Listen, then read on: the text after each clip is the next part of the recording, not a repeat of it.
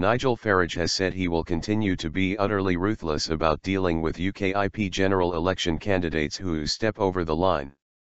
The UKIP leader said unsuitable people had been weeded out. MEP Janice Atkinson would have no future in the party, he said, if an inquiry on Monday found she knew about attempts by an aide to allegedly make inflated expenses claims. Mr. Farage also ruled out any cut to the top rate of tax in UKIP's manifesto. Appearing on the BBC's Andrew Marr show, Mr. Farage said his party's tax policy would focus on helping struggling Britons and those at the lowest end of the income scale that have suffered the most in the past 5 or 10 years.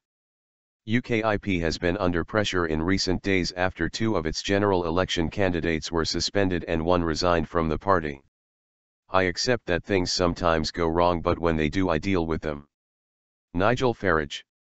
Ms. Atkinson, an MEP for the South of England and a prospective candidate in Folkestone and Hythe, faces a disciplinary hearing on Monday after a member of her staff allegedly tried to overcharge EU expenses. Mr. Farage said he would not prejudge the hearing, but if Ms. Atkinson in any way knew what her aide had done, she would have to step down without any shadow of doubt.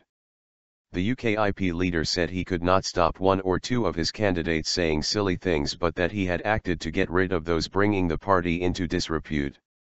I have been utterly ruthless as UKIP leader with people who have stepped over the line, whether it is with financial mismanagement or saying things that have, frankly, erred towards racism, he said. I accept that things sometimes go wrong, but when they do I deal with them, he said, adding that UKIP had run credit checks on its candidates. UKIP will be giving more details of its economic policies on Monday, including ensuring no one on the minimum wage pays any tax and scrapping inheritance tax. While cutting the top rate of tax was a long-term goal, Mr. Farage said it was not an immediate priority and would not feature in the party's manifesto. It is the struggling Britons that we think need help.